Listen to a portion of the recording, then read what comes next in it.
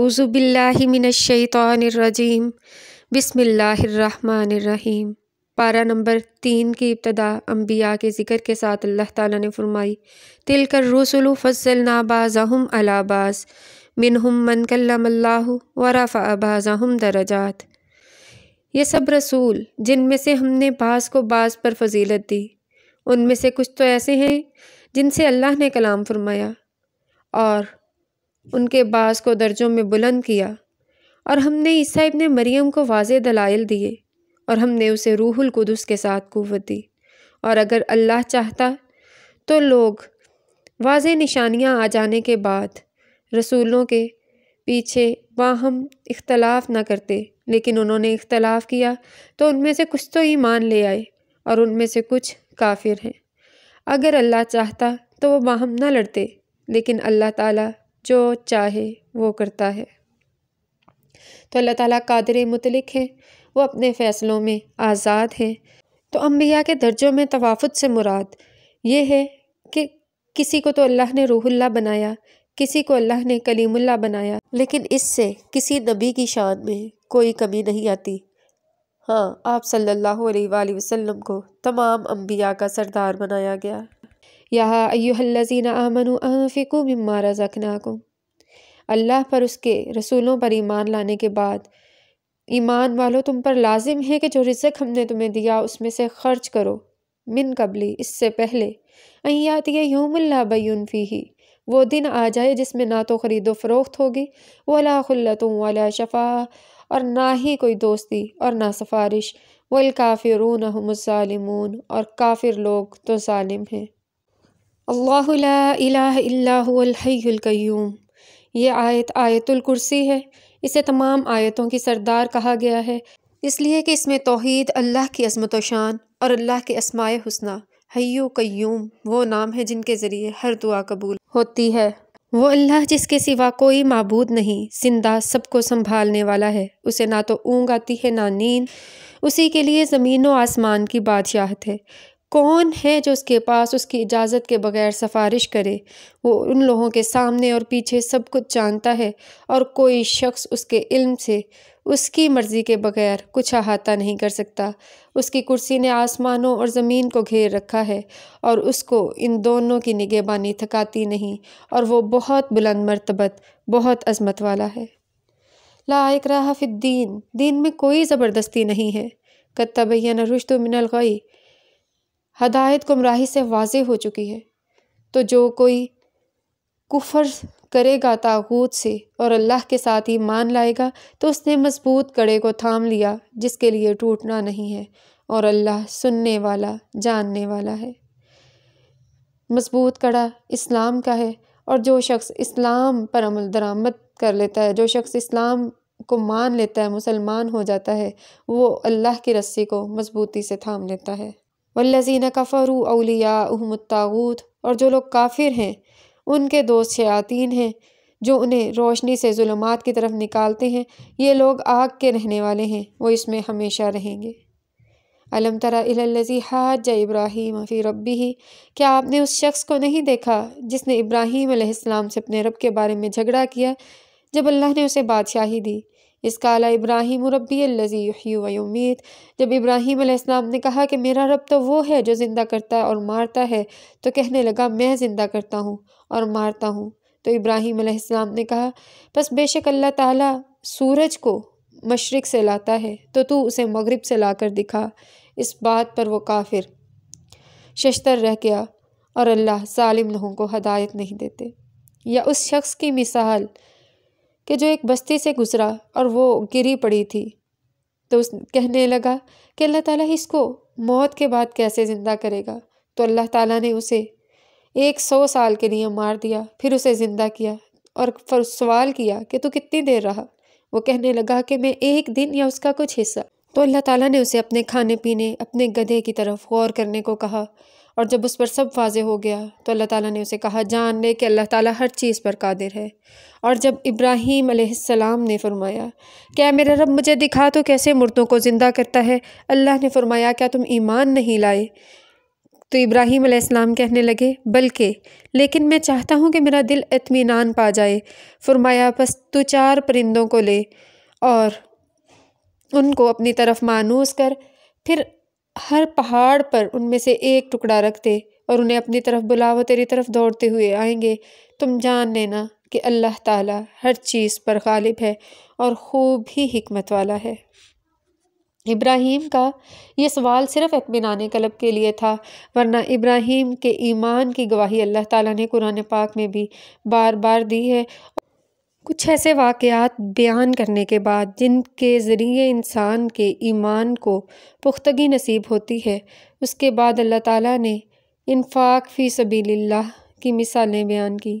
مثل الذین ينفقون اموالهم فی سبیل اللہ، ان لوگوں کی مثال جو اپنے مال اللہ کی راہ میں خرچ کرتے ہیں اس دانے کی طرح ہے جو 7 بالیاں اگاتا ہے، ہر بالی میں 100 دانے ہیں، اور اللہ جس کے لیے چاہتا ہے دگنا کر دیتا ہے، اور اللہ خوب وسعت والا جاننے والا ہے۔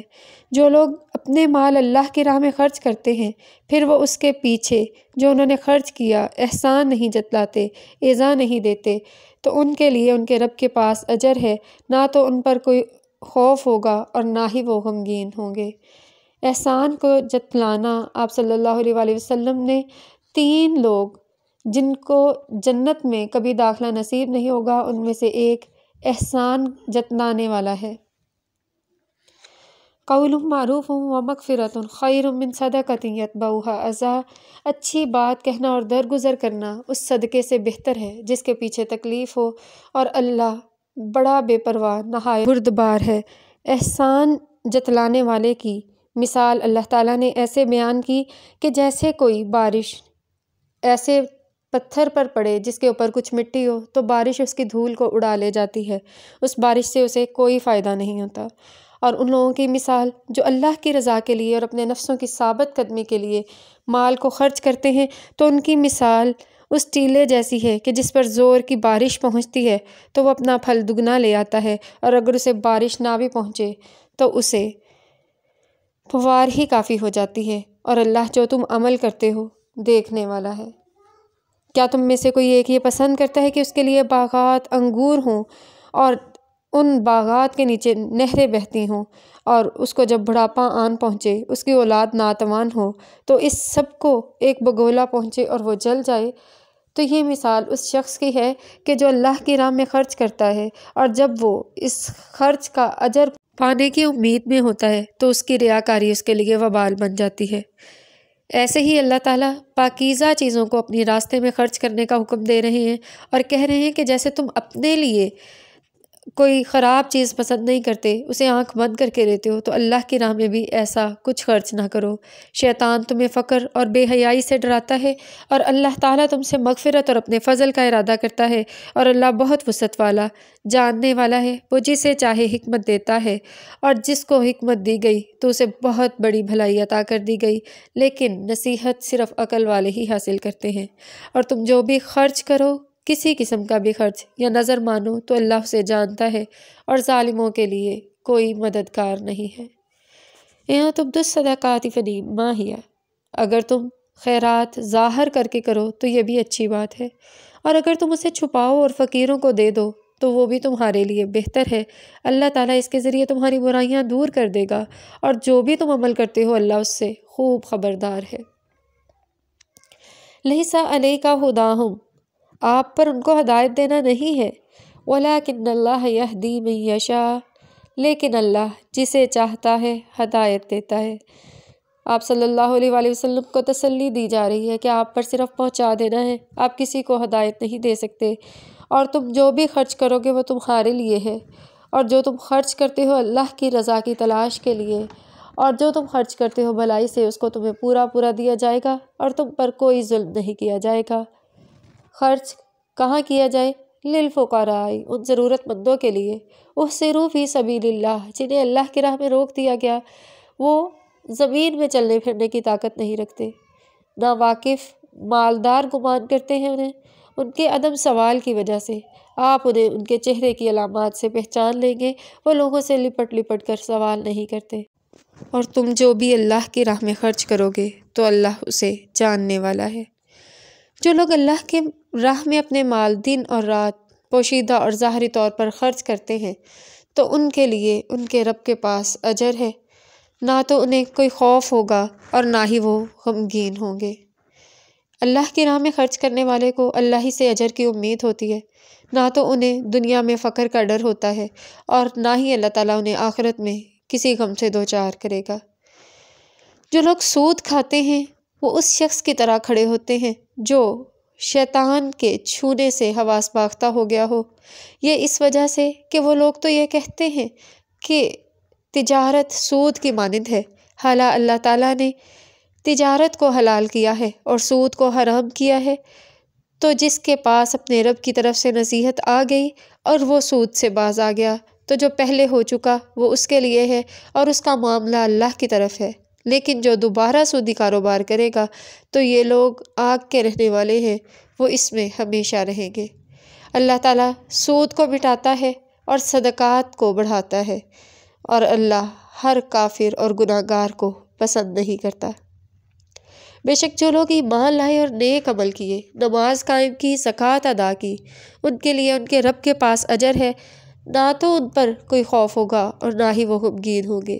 اے ایمان والو، اللہ سے ڈرو اور جو سود باقی رہ گیا اسے چھوڑ دو اگر تم مومن ہو، اور اگر تم ایسا نہیں کرتے تو اللہ سے جنگ کا اعلان کر دو اور اس کے رسول سے، اگر تم توبہ کر لو تو اصل مال تمہارے ہیں، نہ تو تم پر ظلم کیا جائے گا اور نہ ہی تم ظلم کرو۔ اور سود کے بجائے اللہ تعالیٰ نے قرض حسنہ دینے کو پسند کیا اور فرمایا کہ اگر تنگ دست مقروض ہو تو اسے مہلت دینا آسانی تک اللہ کے نزدیک پسندیدہ عمل ہے، اور اگر اسے معاف کر دو تو وہ اس سے بھی بہتر ہے۔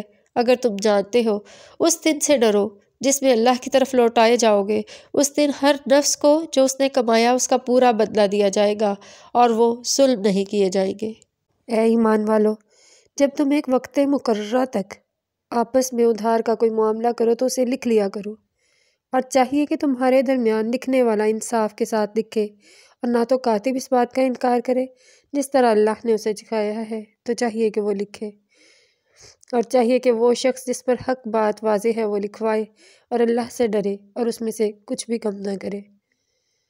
بس اگر جس شخص پر حق واضح ہے وہ بیوقوف یا ناتوان ہو اور وہ یہ طاقت نہیں رکھتا کہ خود لکھوائے، تو چاہیے کہ اس کا ولی عدل کے ساتھ معاملے کو لکھوا دے اور اپنے مردوں میں سے 2 گواہ بنا لو، اور اگر 2 مرد نہ ہوں تو 1 مرد اور 2 عورتیں جن کی گواہی کو تم پسند کرو، اگر ان میں سے ایک بھول جائے تو اسے دوسری یاد دلائے، اور جب گواہوں کو بلایا جائے تو وہ انکار نہ کرے، اور نہ ہی اس بارے میں اکتاہٹ محسوس کرو کہ اس معاملے کو چھوٹا یا بڑا لکھو گے، بلکہ اسے اس کے وقت مقررہ تک لکھو۔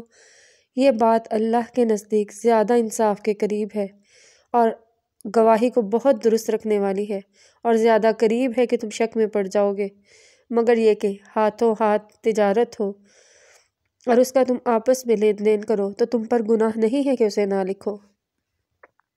اور جب تم آپس میں سودا کرو تو گواہ بنا لو، اور کاتب اور گواہ کو نقصان نہ پہنچایا جائے، اور اگر تم ایسا کرو گے تو تم نافرمانی کرو گے۔ اللہ سے ڈرو، وہ تمہیں سکھاتا ہے، اور اللہ ہر چیز کو جاننے والا ہے۔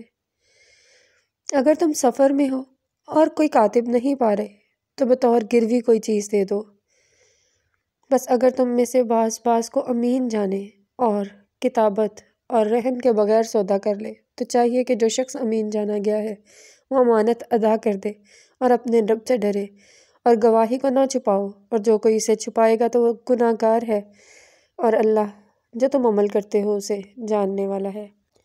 آسمانوں اور زمین میں جو کچھ ہے سب اللہ کے لیے ہے، اور اگر تم اپنے دلوں میں کوئی بات چھپاؤ یا اسے ظاہر کرو تو اللہ تم سے اس کا حساب لے گا۔ وہ جسے چاہے گا بخش دے گا اور جسے چاہے گا عذاب کرے گا، اور اللہ ہر چیز پر قادر ہے۔ صحابہ کرام کے نبی صلی اللہ علیہ وآلہ وسلم سے درخواست کرنے پر اللہ تعالیٰ نے دلوں کے ارادے کو معاف کر دیا، اور جو عمل کیا جائے گا اسی پر حساب ہوگا۔ آمن الرسول بما انزل الیہ من ربہ والمؤمنون، اپنے رب کی طرف سے جو بھی نازل کیا گیا اس پر رسول بھی ایمان لائے اور ایمان والے بھی۔ ہر ایک اللہ پر، اس کے فرشتوں پر، اس کی کتابوں، اس کے رسولوں پر ایمان لایا ہے۔ ہم اس کے انبیاء میں سے کسی میں تفریق نہیں کرتے، اور وہ سب کہتے تھے ہم نے سنا اور ہم نے اطاعت کی، ہم تجھ سے مغفرت مانگتے ہیں ہمارے رب، اور تیری ہی طرف لوٹنا ہے۔ کسی جان کو اس کی وسعت سے زیادہ بوجھ نہیں دیا جاتا، تکلیف نہیں دی جاتی۔ اس کے لیے ہے جو اس نے کمایا، اور اسی پر وبال ہے جو اس نے کمایا۔ اے ہمارے رب، اگر ہم بھول جائیں یا خطا کر بیٹھیں تو ہم سے مواخذہ نہ کیجیے۔ اے ہمارے رب، ہم پر وہ بوجھ نہ ڈالیے جو ہم سے پہلے لوگوں پر ڈالا گیا۔ اے ہمارے رب، ہم سے وہ بوجھ نہ اٹھوائیے جس کی ہم میں طاقت نہیں، ہمیں معاف کر دیں، ہم سے درگزر فرمائیے، ہم پر رحم فرمائے، تو ہی ہمارا کارساز ہے۔ کافر قوم پر ہماری مدد فرما۔ یہ آخری دو آیات رات کو پڑھنے والے کے لیے ہر چیز سے کفایت کر جاتی ہیں۔ اے اللہ، ہماری دعاؤں کو قبول فرما۔ الحمدللہ سورہ بقرہ مکمل ہوئی اور سورہ آل عمران کا آغاز ہوا جاتا ہے۔ سورہ بقرہ اور آل عمران دونوں کو آپ صلی اللہ علیہ وآلہ وسلم نے زہراوین کہا ہے۔ بسم اللہ الرحمن الرحیم۔ الف لام میم۔ اللہ لا الہ الا هو الحی القیوم۔ اللہ کے سوا کوئی معبود نہیں، وہ زندہ ہمیشہ قائم رکھنے والا ہے۔ ہم نے تجھ پر کتاب حق کے ساتھ نازل کی جو اس سے پہلے تورات اور انجیل جو اتاری گئی اس کی تصدیق کرنے والی ہے اور لوگوں کے لیے ہدایت ہے، اور ہم نے فرقان نازل کیا۔ بے شک جن لوگوں نے کفر کیا ان کے لیے سخت عذاب ہے، اور اللہ غالب بدلہ لینے والا ہے۔ بے شک اللہ سے زمین و آسمان کی کوئی چیز مخفی نہیں ہے۔ وہی ہے جس نے جیسی چاہی رحموں میں تمہاری صورتیں بنائی۔ اللہ کے سوا کوئی معبود نہیں، وہ نہایت غالب خوب حکمت والا ہے۔ وہی ہے جس نے آپ پر کتاب نازل کی، اس میں کچھ تو محکم آیات ہیں اور ان میں سے کچھ متشابہ ہیں، تو جن لوگوں کے دلوں میں کجی ہے وہ متشابہات کی پیروی کرتے ہیں فتنہ اور اس کی تعویل تلاش کرنے کے لیے، اور ان کی تعویل کو اللہ کے سوا کوئی نہیں جانتا۔ لیکن مضبوط لوگ کہتے ہیں کہ ہم ایمان لائے، سب ہمارے رب کی طرف سے ہے، اور عقل مند ہی نصیحت حاصل کرتے ہیں۔ ربنا لا تزغ قلوبنا بعد إذ هديتنا وهب لنا من لدنك رحمة إنك أنت الوهاب۔ اے ہمارے رب، ایمان کے بعد، ہدایت کے بعد ہمارے دلوں کو ٹیڑھا نہ کیجیے، ہم پر اپنی طرف سے رحمت کیجیے، بے شک آپ ہی عطا کرنے والے ہیں۔ ربنا إنك جامع الناس ليوم لا ريب فيه إن الله لا يخلف الميعاد۔ اے ہمارے رب، آپ لوگوں کو اس دن جمع کرنے والے ہیں جس میں کوئی شک نہیں، بے شک اللہ اپنے وعدے کے خلاف نہیں کرتا۔ بے شک جو لوگ کافر ہوئے ان کے مال اور اولادیں ان سے کچھ بھی کفایت نہیں کریں گے، وہ آگ کا ایندھن بنیں گے، جیسے آل فرعون اور ان سے پہلے لوگوں کی مثال ہے۔ انہوں نے ہماری آیات کو جھٹلایا تو اللہ نے ان کو ان کے گناہوں کے سبب پکڑ لیا، اور اللہ سخت عذاب کرنے والا ہے۔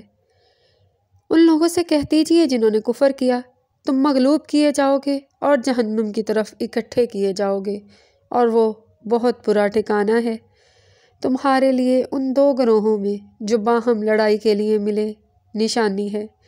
ایک گروہ تو اللہ کی راہ میں جہاد کرتا تھا، اور دوسرا گروہ وہ مسلمان تھا، وہ کافروں کو اپنے سے دو مثل دیکھتے تھے، اور اللہ جسے چاہتا ہے اپنی نصرت کے ساتھ قوت دیتا ہے۔ بے شک اس میں عقل والوں کے لیے نشانیاں ہیں۔ یہ غزوہ بدر کا ذکر یہاں پر کر دیا۔ زُيِّنَ لِلنَّاسِ حُبُّ الشَّهَوَاتِ مِنَ النِّسَاءِ وَالْبَنِينَ وَالْقَنَاطِيرِ الْمُقَنطَرَةِ، لوگوں کے لیے خواہشات کی محبت کو زینت دے دی گئی، عورتیں، بیٹے، جمع کیے ہوئے خزانے، سونے چاندی اور نشان زدہ گھوڑے، چوپائے اور کھیتی، یہ سب زندگانی دنیا کا اسباب ہے، اور اللہ کے پاس اچھا ٹھکانہ ہے۔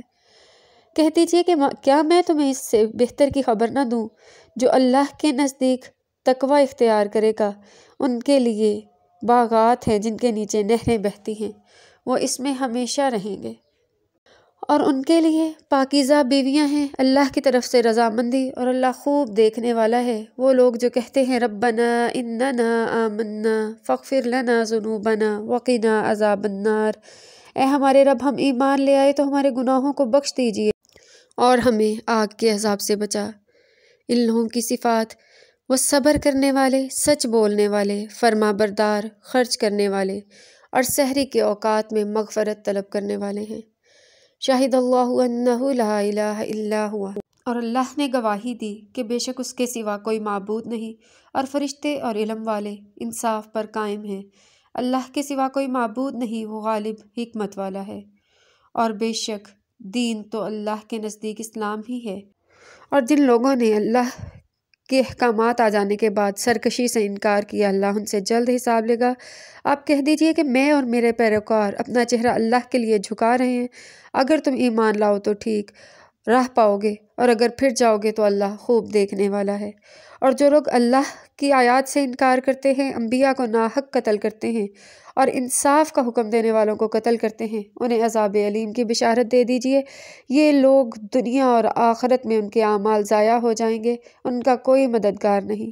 کیا آپ نے ان لوگوں کو نہیں دیکھا کہ جسے اللہ کی کتاب کی طرف بلایا جاتا ہے تاکہ وہ ان کے درمیان فیصلہ کریں، تو ان میں سے ایک گروہ منہ پھیر لیتا ہے اور وہ اعراض کرنے والے ہیں؟ یہ اس لیے کہ وہ کہتے ہیں کہ ہمیں تو آگ چھوئے گی نہیں مگر صرف چند دن۔ ان کو ان کے دین میں ان کے اختراع پردازیوں نے دھوکہ دے دیا۔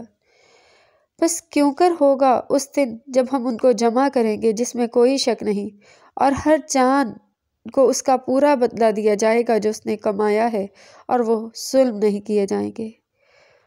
قل اللہم مالک الملک، کہہ دیجئے کہ اے اللہ تو بادشاہوں کا بادشاہ ہے، تو جسے چاہے بادشاہی دے اور جس سے چاہے چھین لے، تو جسے چاہے عزت دے اور جس سے چاہے ذلیل کر دے، تیرے ہی ہاتھ میں سب بھلائی ہے، بے شک اللہ تعالیٰ ہر چیز پر قادر ہے۔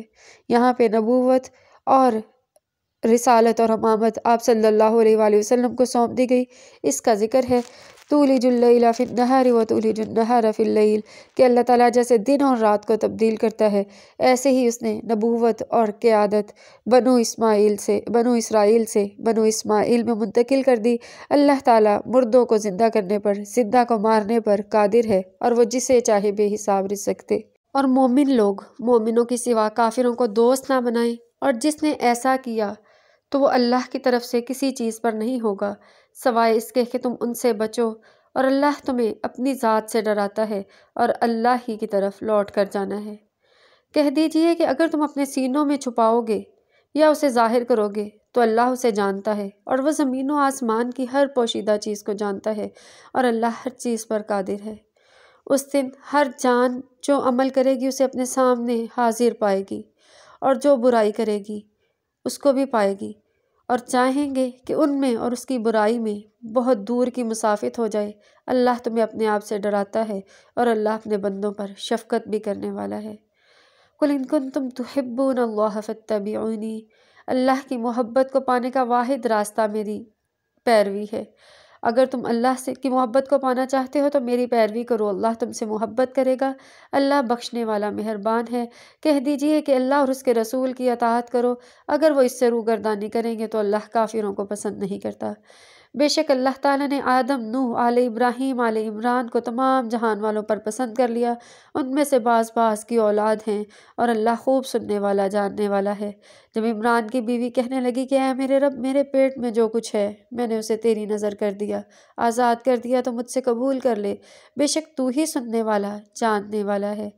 بس جب مریم علیہ السلام کی والدہ نے اس بچے کو جنم دیا تو کہنے لگی ربی انی وضعتها انثی، اے میرے رب میں نے اس کو ایک لڑکی جنم دیا ہے، اور اے اللہ تو خوب جانتا ہے کہ میں نے کس کو جنم دیا، اور لڑکی لڑکے کی طرح تو نہیں ہوتی، اور میں نے اس کا نام مریم رکھا، اور میں اسے اور اس کی اولاد کو شیطان مردود سے تیری پناہ میں دیتی ہوں۔ تو اس کے رب نے اس سے اچھا قبول کیا اور اس کی اچھی پرورش کی، اور اس کی کفالت زکریا کو سونپی گئی۔ جب کبھی زکریا علیہ السلام محراب میں اس کے پاس داخل ہوتے تو ان کے پاس رزق ہوتا۔ بیت المقدس کی خدمت کے لیے وقف لوگ بیت المقدس کے محرابوں میں رہتے تھے۔ حضرت زکریا علیہ السلام چونکہ مریم کے کفیل تھے، صبح و شام ان کے پاس آتے جاتے اور ان کے پاس وجد عندها رزقا، بے موسمی پھل پاتے۔ قال یا مریم انّی لکی ھذا، حیرت و استعجاب سے سوال کیا کہ اے مریم یہ تیرے پاس کہاں سے آیا؟ کہنے لگی وہ اللہ کی طرف سے ہے، بے شک اللہ جسے چاہے بے حساب رزق عطا کرتا ہے۔ ہنالک دعا زکریا ربہ، تو اس جگہ زکریا علیہ السلام نے اپنے رب سے دعا کی، ربی حبلی من لدنک ذریۃ طیبہ، اے میرے رب مجھے پاکیزہ اولاد عطا فرما، بے شک تو دعاؤں کو سننے والا ہے۔ تو یہیں پر اللہ تعالیٰ نے فرشتوں کے ذریعے انہیں خوشخبری دی کہ تمہارے پاس یحییٰ کو بیٹا بنا کر بھیجا جائے گا، جو اللہ کی طرف سے اس کے کلمے کی تصدیق کرنے والا ہوگا، سردار ہوگا، بہت ضبط نفس کرنے والا ہوگا اور صالحین انبیاء میں سے ہوگا۔ زکریا کہنے لگے کہ اللہ میری اولاد کیسے ہوگی؟ مجھے بڑھاپا آ چکا، میری بیوی بانجھ ہے۔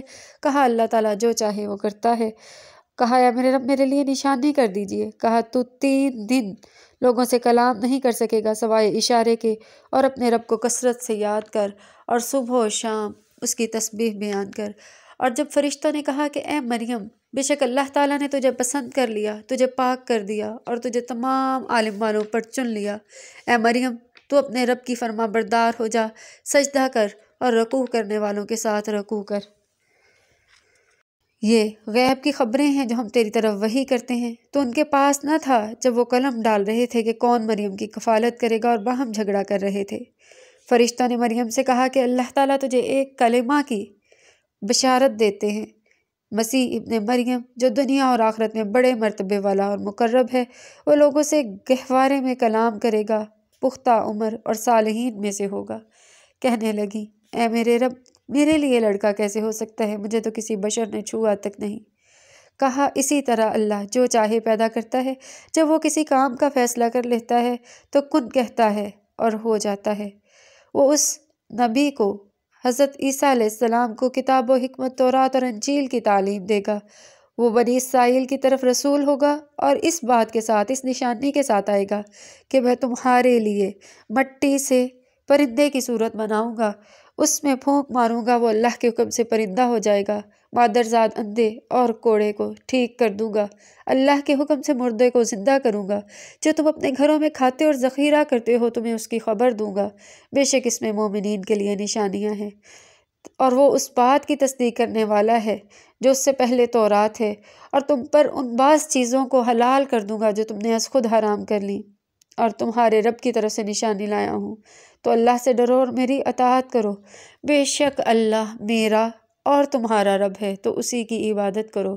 یہاں حضرت مسیح علیہ السلام کے ابن اللہ ہونے کی تردید ہو رہے ہیں، وہ آپ کو اللہ کو اپنا رب تسلیم کر رہے ہیں۔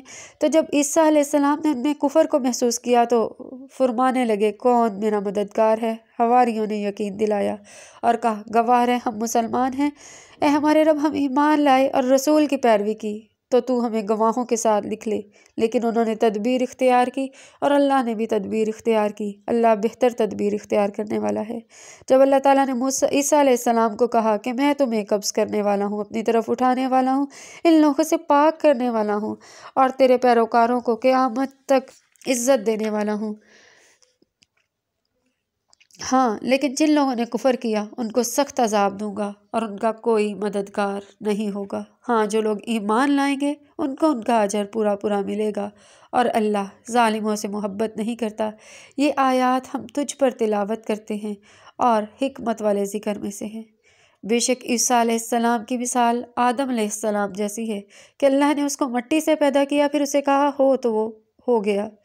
یہ تیرے رب کی طرف سے حق ہے تو آپ شک نہ کیجیے، جو کوئی اس کے بعد جھگڑا کرے گا تو اسے کہہ دیجیے کہ آؤ ہم اپنے بیٹوں تمہارے بیٹوں، اپنی عورتوں تمہاری عورتوں، خود کو اور تم لوگ خود سب کو بلاتے ہیں، پھر ہم گڑ گڑا کر دعا کرتے ہیں تو جھوٹوں پر اللہ کی لعنت ہوگی۔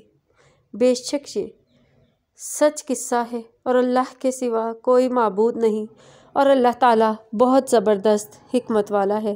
اگر وہ اس کے بعد بھی اعراض کریں تو اللہ تعالیٰ فساد کرنے والوں کو خوب جانتا ہے۔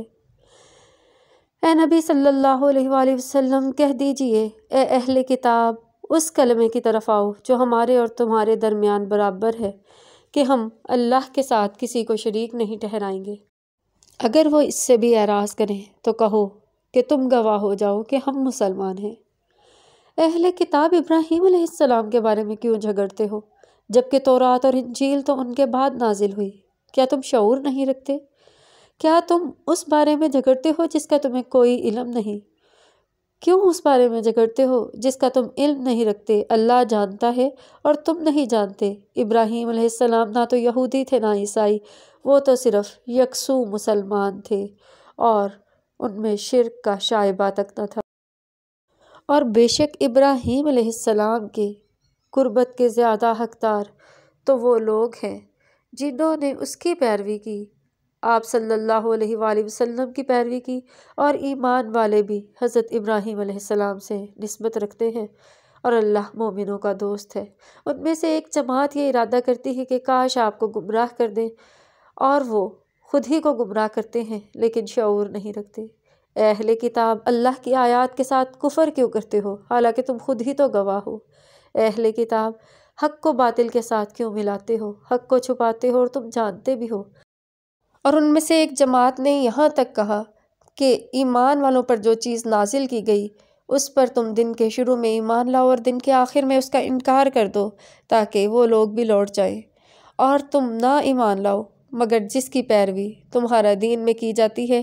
کہہ دیجئے کہ اصل ہدایت اللہ ہی کی طرف سے ہے، یا تم اپنے رب سے جھگڑا کرو گے؟ کہہ دیجئے کہ فضل اللہ ہی کے ہاتھ میں ہے، وہ جسے چاہے دیتا ہے، اور اللہ وسعت والا جاننے والا ہے، وہ جس کو چاہتا ہے عطا کرتا ہے، اپنی رحمت جس کے لیے چاہتا ہے خاص کرتا ہے، اور اللہ بہت ہی فضل والا ہے۔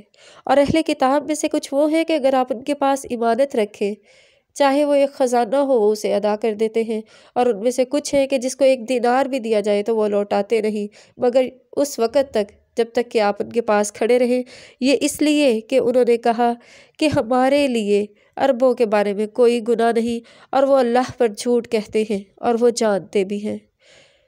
کیوں نہیں؟ جو شخص اپنا عہد پورا کرے اور اللہ سے ڈرے تو اللہ متقی لوگوں کو پسند کرتا ہے۔ بے شک جن لوگوں نے اللہ کے عہد کو مول لیا، اپنی قسموں کے عوض تھوڑی قیمت وصول کی، ان لوگوں کے لیے نہ تو آخرت میں کوئی حصہ ہوگا، نہ ان سے اللہ تعالیٰ کلام کرے گا، نہ قیامت کے دن ان کی طرف دیکھے گا، نہ انہیں پاک کرے گا، اور ان کے لیے دردناک عذاب ہے۔ ان میں سے ایک گروہ تو ایسا ہے جو اپنی زبانوں کو کتاب پڑھنے کے ساتھ مروڑتے ہیں تاکہ ایسے لگے کہ وہ کتاب میں سے ہی ہے، حالانکہ وہ کتاب پڑھ نہیں رہے، اور وہ اللہ کی طرف سے وہ کہتے ہیں جو اللہ کی طرف سے نہیں ہے، اور وہ اللہ پر جھوٹ باندھتے ہیں اور وہ جانتے بھی ہیں۔ کسی بشر کے یہ لائق نہیں ہے کہ اللہ اسے کتاب، حکمت اور نبوت عطا کرے اور پھر وہ لوگوں سے کہے کہ اللہ کے سوا میری عبادت کرو، بلکہ انبیاء کی تعلیم تو یہ ہوتی ہے کہ اللہ والے بن جاؤ، بوجہ اس کے کہ تم کتاب کی تعلیم دیتے ہو اور اس وجہ سے کہ تم خود بھی پڑھتے ہو، اور حکم نہیں دے گا وہ تمہیں اس بات کا کہ تم فرشتوں کو، نبیوں کو رب بنا لو۔ کیا وہ تمہیں کفر کا حکم دے گا اس کے بعد کہ تم مسلمان ہو جاؤ؟ جب اللہ تعالیٰ نے تمام انبیاء سے وعدہ لیا کہ میں تمہیں کتاب اور حکمت دوں گا، اور پھر تمہارے پاس کوئی رسول آئے گا جو اس کی تصدیق کرنے والا ہوگا جو تمہارے پاس ہے، تو تم ضرور ایمان لانا اور اس کی ضرور مدد کرنا۔ اس طرح انبیاء کے 3 عہد ہو گئے، ایک تو عہد الست، پھر یہ کہ آپ صلی اللہ علیہ وسلم کی توثیق کریں گے، اور تیسرا وعدہ کہ اپنے لوگوں کے ساتھ جو بھی وعدہ کریں گے اس کو پورا کریں گے۔